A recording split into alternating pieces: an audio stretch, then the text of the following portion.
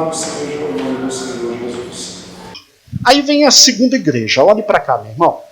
A igreja de Esmirna, ela foi uma igreja que ela veio após a era apostólica e, segundo historiadores, ela teve as suas características marcantes entre o ano 100 e o ano 313 depois de Cristo. O ano 100 é quando morre o último apóstolo e a igreja é entregue aos primeiros sucessores dos apóstolos, chamados pais da igreja. Aí a igreja estava na mão de Timóteo, a igreja estava na mão de Tito, a igreja estava na mão agora de Policarpo, que foi o substituto do apóstolo João.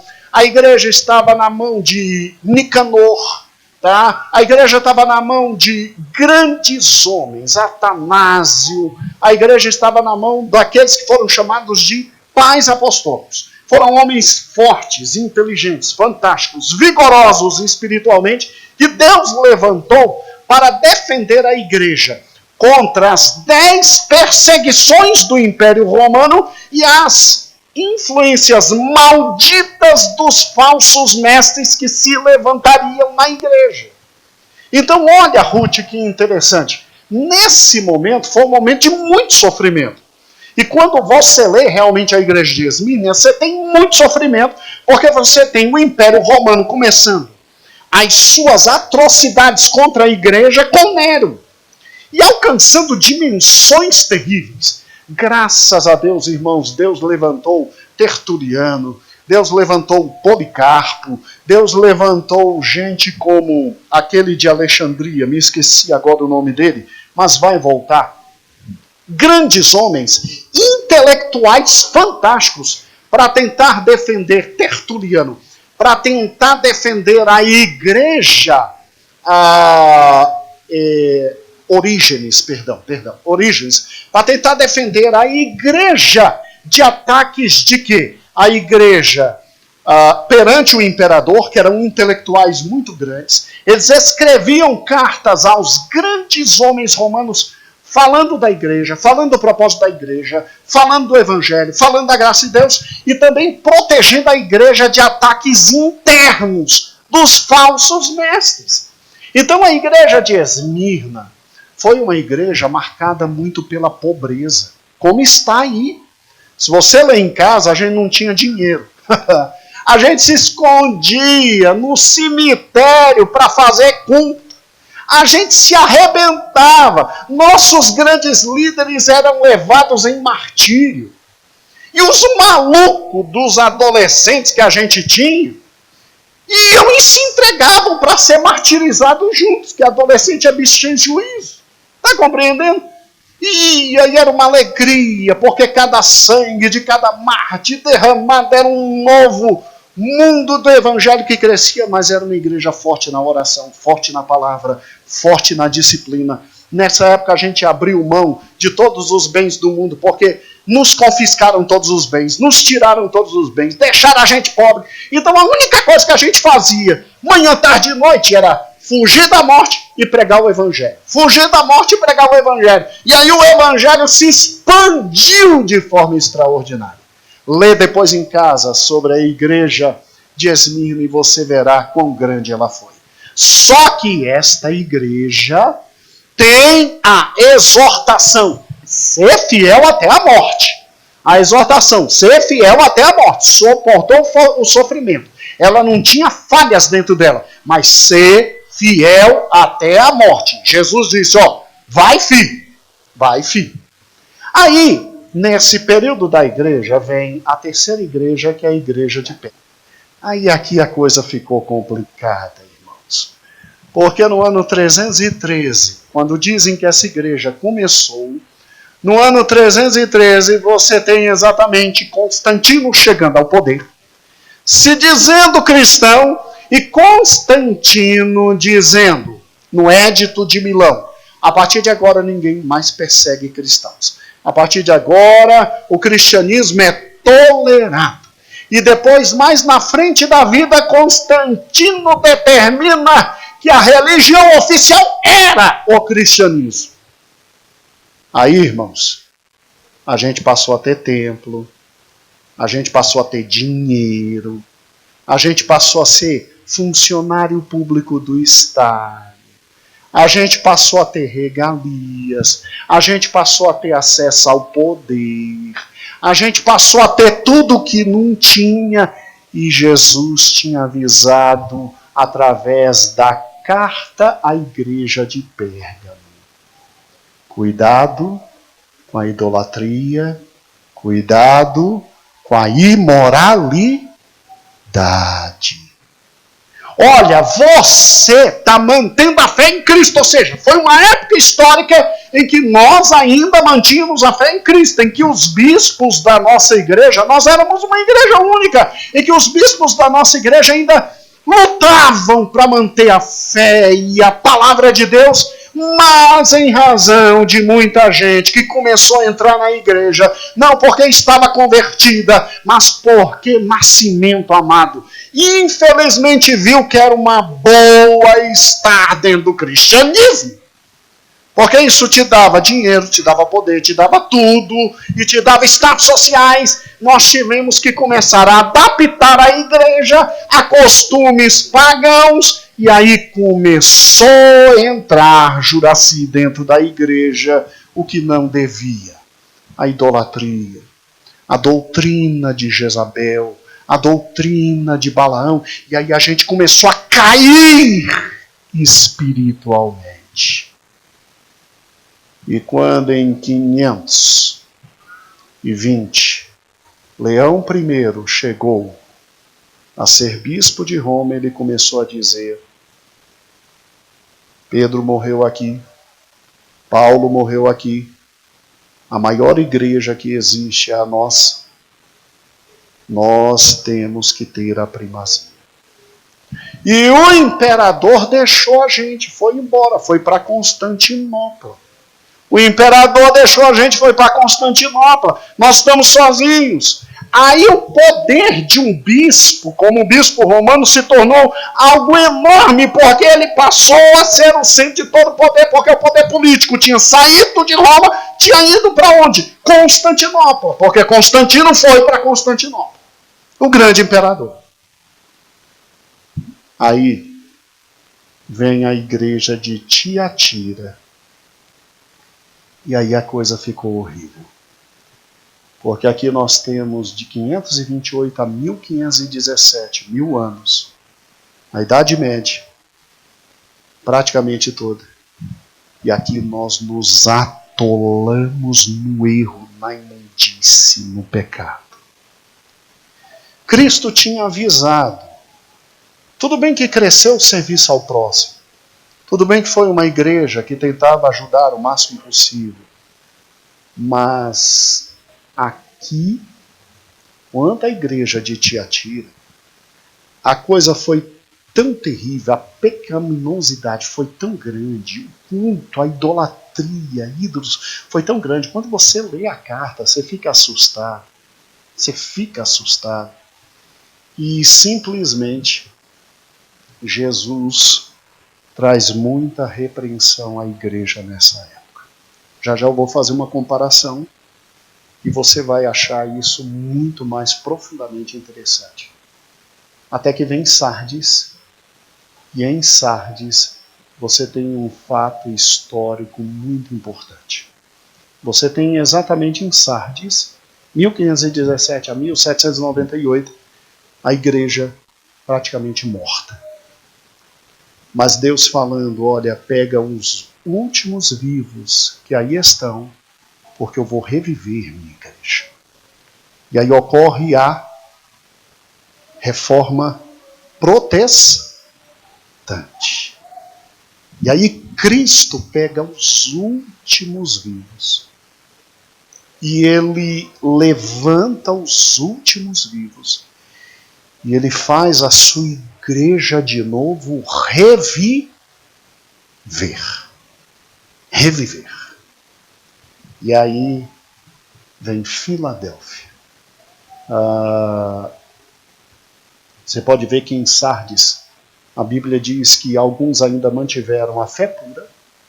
Deus pega um finalzinho, um renovinho, o último que existia, Deus pega Lutero, Deus pega John Wesley ainda não tinha chegado, John Wycliffe, John Hus, Lutero, João Calvino, Savonarola, Deus levanta esses homens e Deus de novo ergue a sua igreja para que pudéssemos chegar, segundo alguns escritores bíblicos, à era de Filadélfia.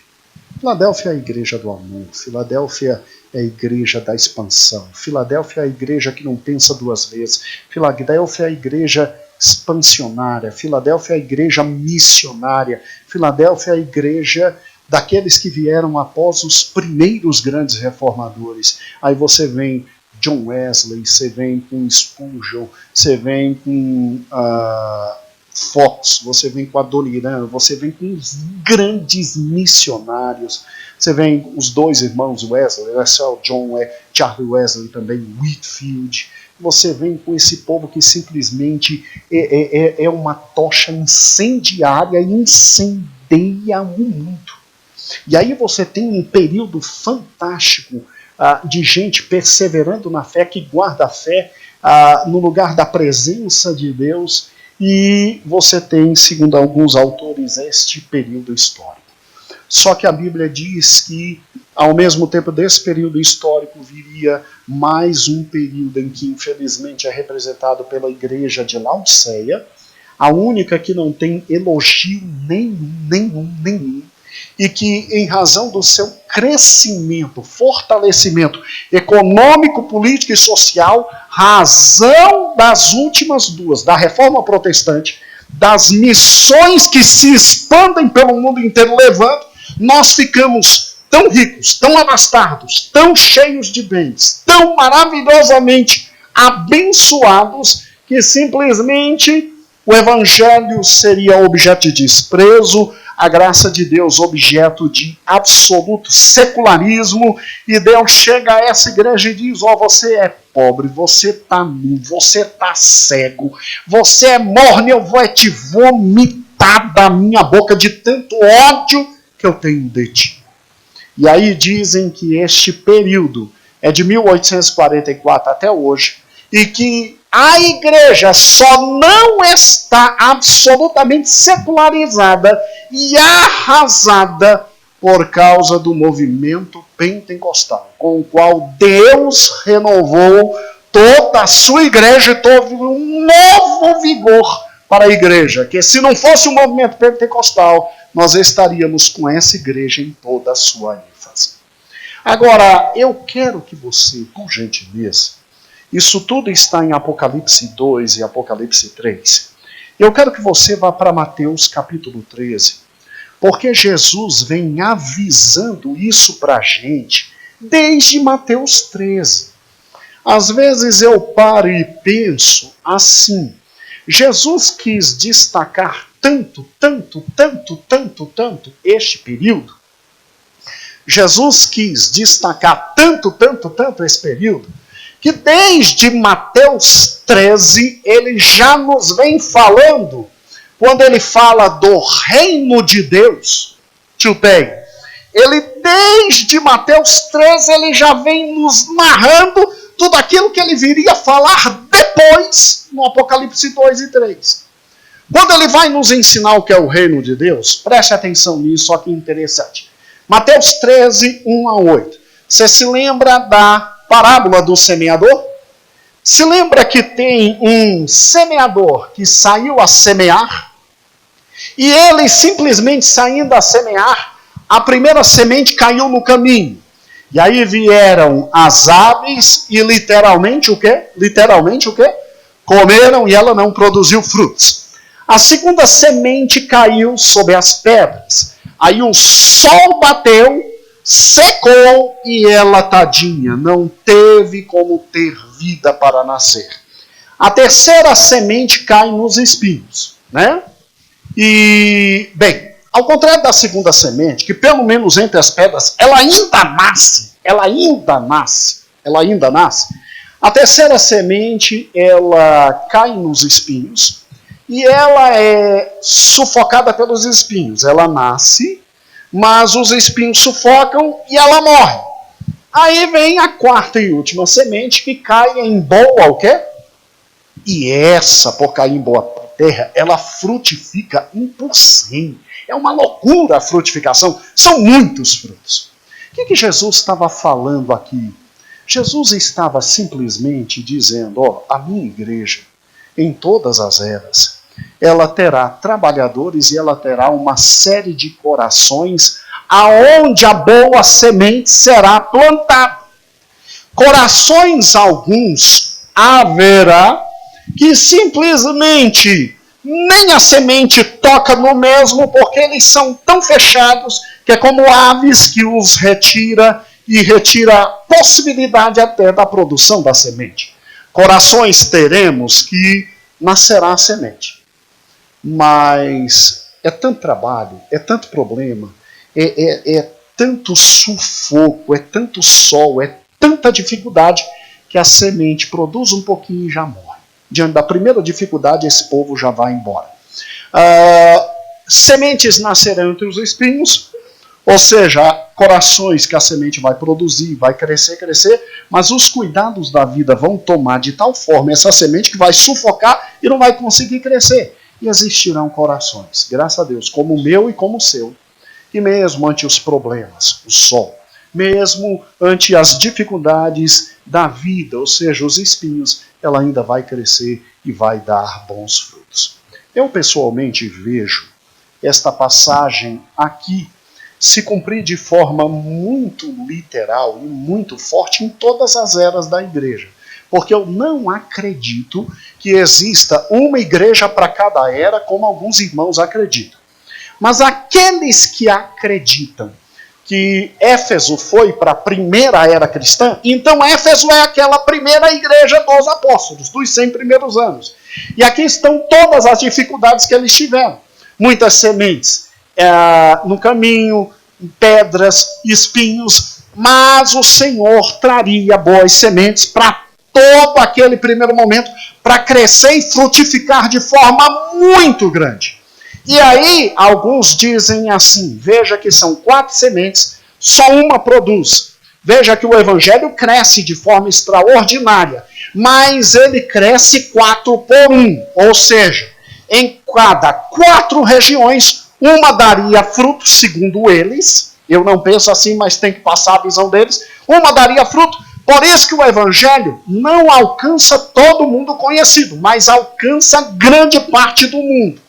Porque o próprio Jesus tinha dito que nesse primeiro momento seria assim. Eu creio que em todos os momentos seria assim. Tá bom? Agora, irmãos, vem aqueles que dizem que, porque após a parábola do joio e do trigo, vem em Mateus 13 e 24, veja aí, Mateus 13, 24 a 30, vem a segunda parábola. A segunda parábola é a parábola exatamente do trigo e do joio. Deixa eu mostrar só uma coisa. Como Cristo está no meio da igreja, então veja que ali você tem os 7 espíritos em cada momento da igreja, que são 7 igrejas, então são 7 períodos históricos. Então ali está, em primeiro lugar, o Espírito do Senhor, segundo eles. É interessante a análise que eles fazem. A segunda análise feita é aqui, quanto à igreja de Esmirna. Se lembra que a igreja de Esmirna era uma igreja extremamente pobre, sofredora. Foi a era da igreja, segundo eles, que a igreja era atacada pelo grande Império Romano nas 10 sequências. É muito interessante esta parábola, porque ela retrata exatamente isso. O que é a parábola do joio e do trigo? O trigo é exatamente a semente semeada pelo dono do campo. E aí o que acontece? Vem o joio, que seria semeado pelo quê? Inimigo à noite. Enquanto o dono dorme, o joio é semeado à noite pelo inimigo. E, obviamente, quando eles acordam de manhã, vê o trigo e o joio, todo mundo sabe quem é trigo, quem é joio, mas o dono do campo diz, não mexe, deixa os dois crescerem juntos, porque ao final o meu pai vai separar o trigo do joio. O trigo do joio. Deixa crescer junto. E, pastor, o que isso tem a ver com a igreja de Esmirna? Segundo esses intérpretes, A igreja de Esmirna é a igreja que foi absolutamente atribulada. E nesse momento histórico, esse momento após os apóstolos, dos pais da igreja, você tem literalmente dentro da igreja crescendo o trigo e literalmente crescendo o joio. E o que acontece de forma muito forte? Tanto é que os pais da igreja, Tertuliano, Orígenes, Policarpo, todos os pais da igreja, você vê que eles têm que defender a igreja dos ataques externos, que eram os imperadores tentando matar a gente, e dos ataques internos, que eram as doutrinas falsas que se levantavam de forma muito forte, como o arianismo, o nestorianismo, como o gnosticismo. Então Jesus já tinha alertado isso. Eu pessoalmente creio que isso acontece desde a época em que Cristo está na face da terra. Desde que Cristo é Cristo, a gente está nisso todo dia. A gente sempre tem um maluco se levantando com heresia e enganando a muitos. Mas eles viram assim, e é uma visão bonita. Uma visão bonita. Veja que as cartas do Apocalipse estão no Evangelho, porque quando Jesus fala da terceira parábola, a parábola do grão de mostarda. Eu esqueci. Aí aqui o Espírito tem que ser, o Espírito que nos conduziu nessa época, segundo esses autores, era o Espírito de sabedoria, para a gente levantar homens muito sábios para defender a fé cristã. Porque o cânon já estava fechado. Aqui nos foi dado o Espírito de sabedoria para fechar o cânon sagrado e o Espírito de sabedoria com esses pais apostólicos e pais defensores da fé, apologetas, para salvar a igreja do joio e do trigo. Agora, olha que interessante. Em Pérgamo, você já vê aquela igreja